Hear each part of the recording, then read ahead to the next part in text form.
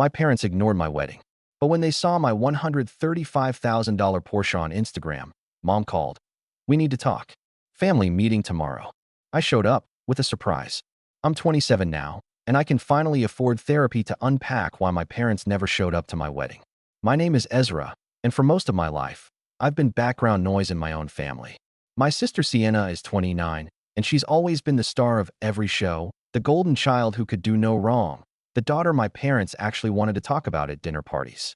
When Sienna graduated college, my parents threw her a party with 200 guests and a live band.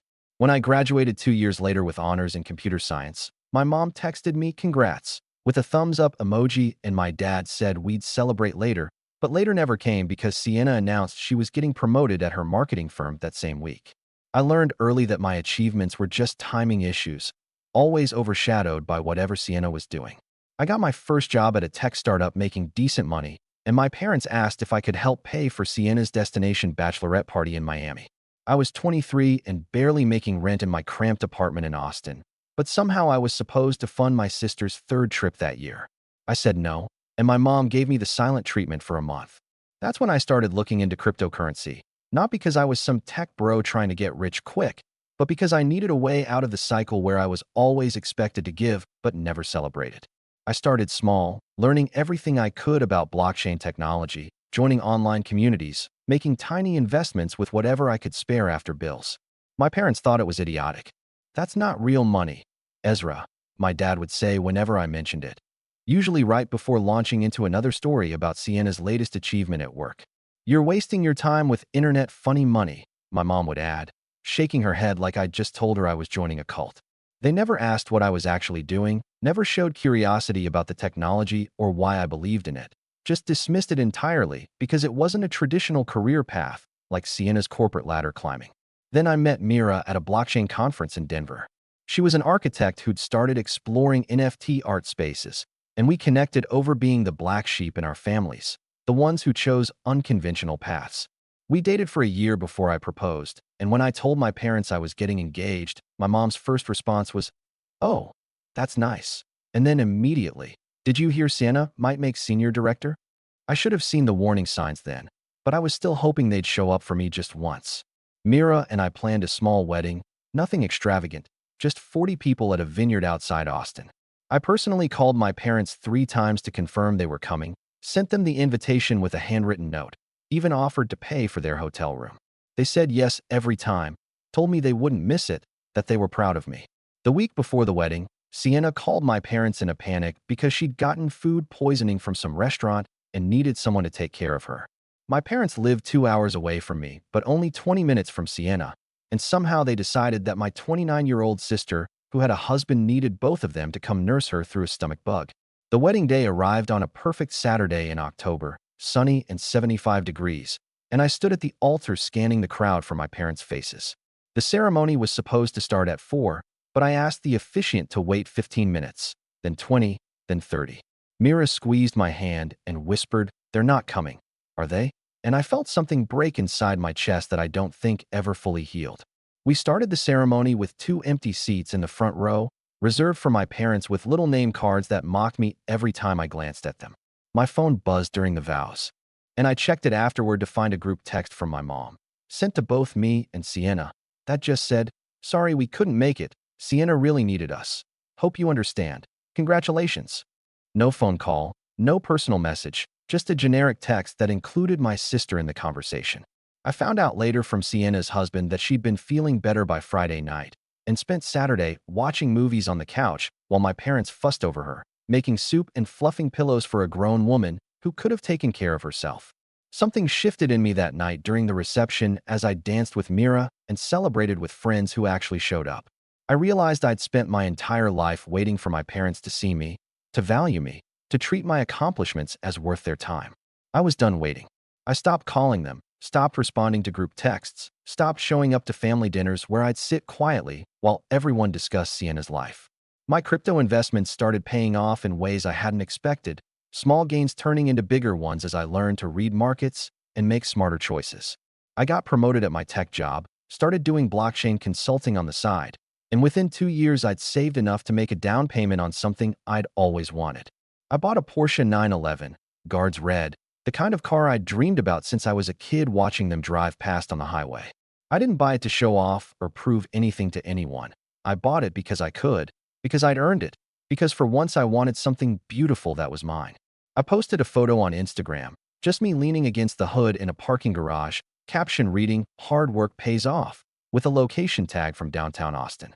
I wasn't thinking about my parents when I posted it. I'd honestly forgotten they even followed me on social media. 3 days later, my phone rang with my mom's number, and against my better judgment I answered. "Ezra," she said, her voice bright and cheerful like we talked every day. "We need to talk." She didn't ask how I was, didn't mention missing my wedding or the 2 years of silence. "Family meeting tomorrow," she announced like she was inviting me to a parade. "Your father and I need to discuss something important with you and Sienna. Can you come to the house around 2?" I sat in my car, looking at my reflection in the rearview mirror, and wondered what could possibly be so important after 2 years of nothing. "Sure, Mom," I said, keeping my voice neutral. "I'll be there." I had a feeling I knew exactly what this was about, and I was curious enough to show up and see how wrong or right I was about these people who were supposed to be my parents. I pulled up to my parents' house in the Porsche at exactly 2 p.m., and I could see the living room curtains move as someone peeked out at the car. Mira sat beside me in the passenger seat, and she reached over to squeeze my hand before we got out. "You ready for this?" she asked, and I nodded even though my stomach was doing flips. The front door opened before we even reached the porch, and my mom stood there with her arms crossed, her eyes locked on the Porsche parked in their driveway. "That's quite a car," she said. Not hello, not how are you, just a comment about my vehicle. My dad appeared behind her, and Sienna was already sitting on the couch inside, her phone in her hand, barely looking up when we walked in. The house smelled the same as it always had, like vanilla candles and my mom's obsessive cleaning products, and being back there after 2 years felt surreal, like stepping into a museum of my own disappointing childhood. We all sat down in the living room, that awkward arrangement where my parents took their usual spots on the love seat. Sienna sprawled across the armchair like she owned the place, and Mira and I squeezed onto the remaining couch. Nobody offered us drinks or snacks. My mom asked one quick question about how we were doing with this fake smile plastered on her face before immediately moving on, and we just sat there in silence for a solid 30 seconds before she cleared her throat. My mom started talking about how glad they were I could make it, her voice artificially bright, and my dad nodded along like a bobblehead while Sienna finally put her phone down to look at me. "They wanted to discuss something exciting," my mom said, and I watched her exchange a glance with Sienna that told me everything I needed to know about whose idea this meeting actually was. Sienna had a huge opportunity coming up, a really big deal for her career, and suddenly my sister was animated in a way she hadn't been when we walked in. She was organizing a major networking event for her firm, bringing in clients from all over the country, potential investors, important people in the marketing and advertising world. She pulled out her phone and started showing me pictures of venues, these fancy hotels and conference centers with crystal chandeliers and floor-to-ceiling windows.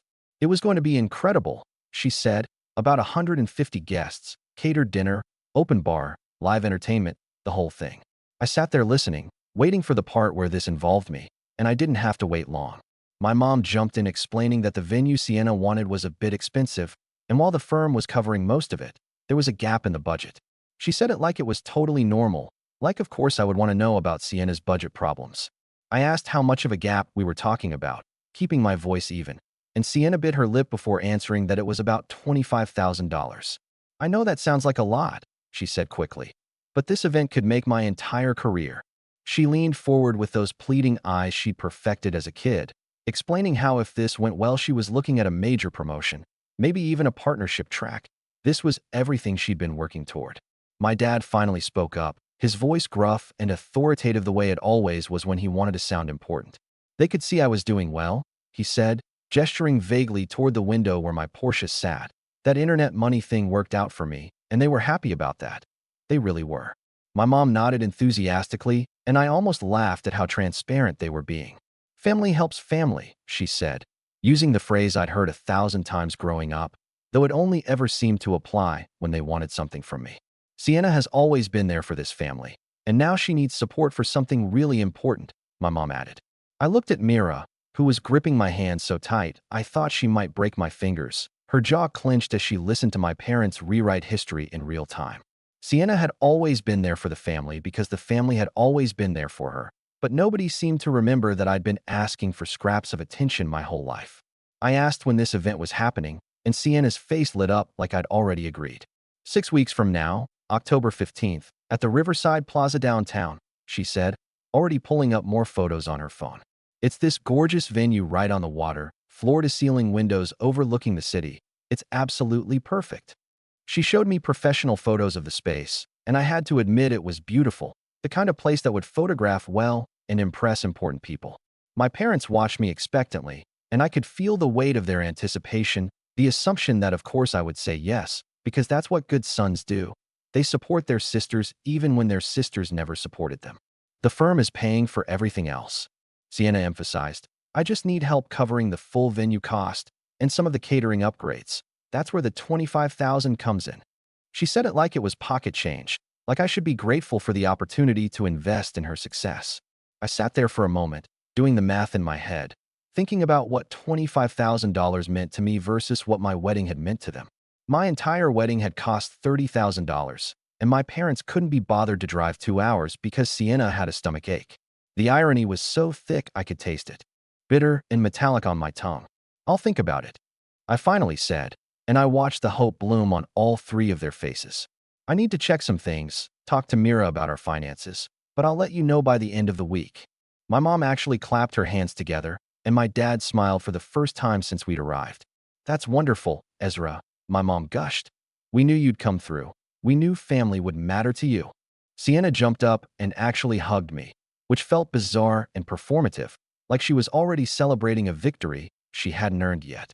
We left 20 minutes later after enduring more small talk about Sienna's event and exactly 0 questions about our actual lives, our jobs, our plans, anything that mattered to us. As soon as we got in the car, Mira turned to me with wide eyes and tension written all across her face. Please tell me you're not actually considering this, she said, her voice tight with barely controlled anger. I started the engine, letting the Porsche purr to life, and pulled out of the driveway before answering. Oh, I'm definitely helping with Sienna's event, I told her, and she looked at me like I'd lost my mind until I continued. Just not in the way they think. I had exactly 6 weeks to plan something that would make my parents understand what they'd been missing all these years, and I knew exactly what I was going to do with that Riverside Plaza venue. That evening, Mira and I sat at our kitchen table for hours, laptops open, talking through every detail of what I wanted to do. She was skeptical at first, worried I was being too petty, too vindictive, but the more we talked about it, the more she understood this wasn't about revenge, it was about making a statement. I'd spent my whole life invisible to these people, and they only saw me now because I had money they wanted. I pulled up the Riverside Plaza website and started making phone calls the next morning, and by the end of the week, I'd signed a contract and paid in full for the venue on October 15th, the exact date Sienna needed it. The contract was ironclad, non-refundable, completely in my name. I called my mom on Friday afternoon like I'd promised. I'm in, I told her. I'll cover the venue. The shriek of joy that came through the phone was almost comical, and I could hear her yelling to my dad and Sienna in the background that I'd agreed to help. I'm so proud of you, Ezra, she said, and I wondered if she could hear how empty those words sounded after 27 years of nothing. Family means everything, she added, and I agreed with her even though we clearly had very different definitions of what family meant. I hung up and looked at Mira, who was watching me with this mixture of concern and admiration. No turning back now, she said, and I smiled for the first time in days, a real genuine smile that came from somewhere deep in my chest.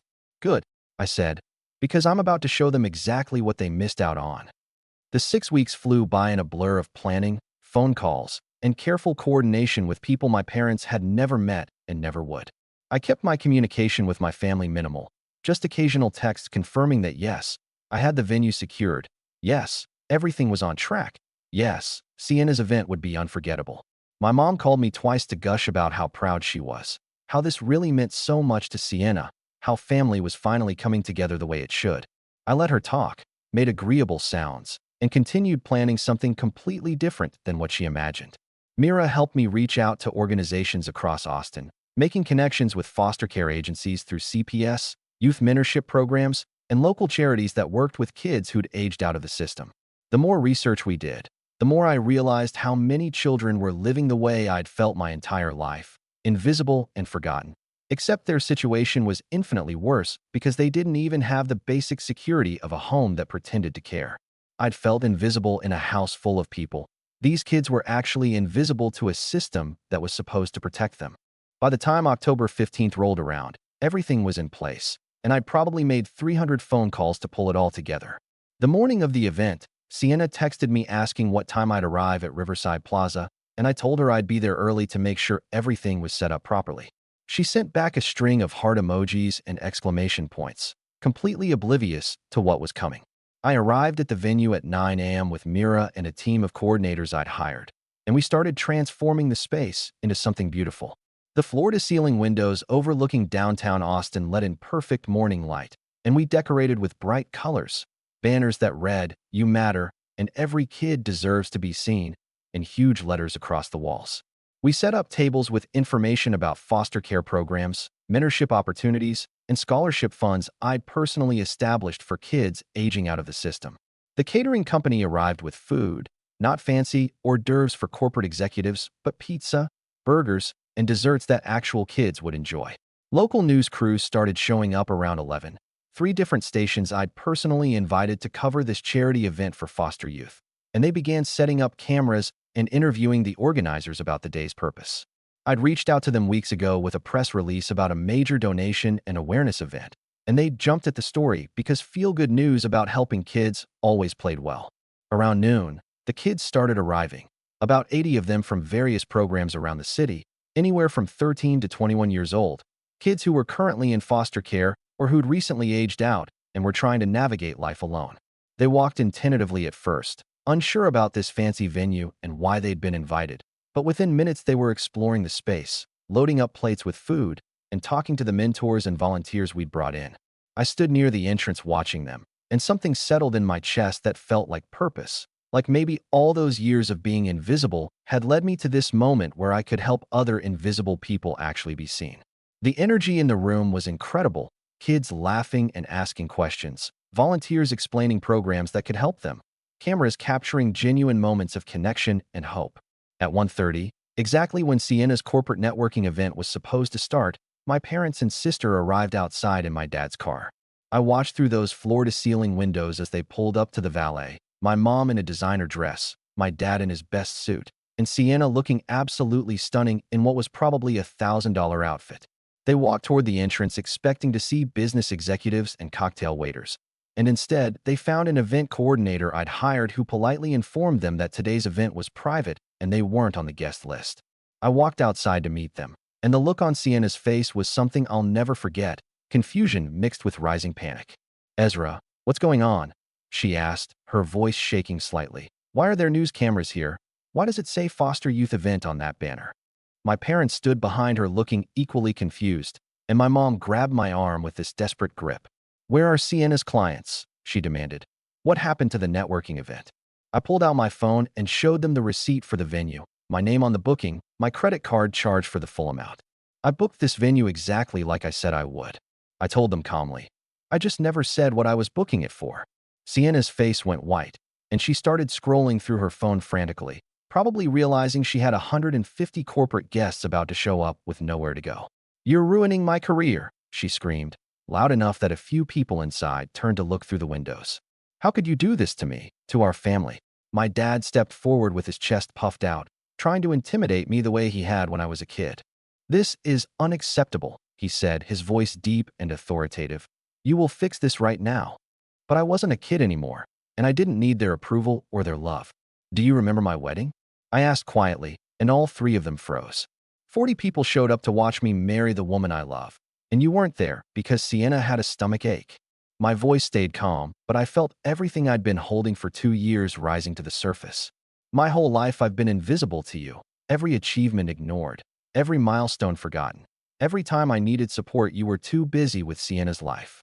My mom tried to interrupt, but I kept going. "You called me after 2 years of silence because you saw a car on Instagram. Not because you missed me, not because you were sorry, but because you wanted money."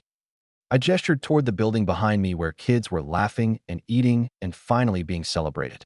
"These kids know what it feels like to be invisible, and I'm not going to let them feel that way today." A news reporter had wandered outside and was filming this entire confrontation, and my mom noticed the camera at the same time I did. She immediately tried to compose herself, smoothing her dress and forcing a smile, but it was too late. "We're very proud of Ezra's charitable work," she said loudly for the camera, and I almost laughed at the performance. Sienna was crying now, mascara running down her face, her phone ringing nonstop with confused clients. Her big career moment completely destroyed. "I hate you," she spat at me, and honestly it hurt less than I expected because I'd stopped caring about her opinion years ago. "You wanted a family contribution?" I said, looking at all three of them. "Well, I contributed to kids who actually need it, kids who deserve to be seen." I pulled an envelope from my jacket pocket and handed it to my mom. Inside is information about the scholarship fund I established in my name, $50,000 for kids aging out of foster care. Her hands shook as she opened it, and I watched her face process that I'd just donated twice what Sienna had asked for to complete strangers. "You could have been part of this," I told them. "You could have been part of my life, my success, my happiness, but you chose Sienna every single time." My dad tried one more time to assert control, demanding I apologize and make this right, but I was already walking away. "I'm moving to Colorado next month." I called back over my shoulder. "Mira got a job offer in Denver, and we're starting fresh, so you don't have to worry about me asking you for anything ever again." I walked back into that venue full of kids who deserved better, and I spent the rest of the afternoon talking to them about cryptocurrency, about taking unconventional paths, about how being invisible doesn't mean you're worthless. The local news ran the story that night, leading with heartwarming footage of the charity event and ending with 30 seconds of my mom's fake proclamation of pride, which internet commenters immediately saw through and criticized. Sienna's firm apparently scrambled to relocate her networking event to a hotel conference room, but half the clients didn't get the message, and the whole thing was a disaster that cost her the promotion she'd been chasing. 3 months later, Mira and I are settled in Denver, and I've started a nonprofit that connects foster youth with mentors in the tech industry. My parents sent one email after the event, a long rambling message about how I'd embarrassed them and destroyed Sienna's career, and they hoped I was happy with myself. I never responded because there was nothing left to say. Sometimes Mira asks if I regret it, if I wish I'd handled things differently, but honestly, I've never felt more at peace. I spent 27 years trying to be seen by people who were determined not to look at me, and now I spend my time helping kids who just need one person to notice they exist. My Instagram is full of photos from mentorship events and scholarship ceremonies, real accomplishments with real impact, and my parents still follow me, but they never like or comment. Last week, one of the kids from that October event messaged me saying he'd just gotten accepted to college with a full scholarship. And reading that message meant more than any congratulations from my parents ever could have. I'm not invisible anymore, not because my family finally sees me, but because I stopped waiting for their validation and started building a life where I actually matter. The Porsche sits in my garage in Denver, and sometimes I take it out for drives through the mountains, windows down, music loud, feeling like the person I always should have been. My phone never rings with calls from home, and that's exactly how I want it. What do you think about this story? Let me know in the comments, drop a like, and don't forget to subscribe for more real-life stories.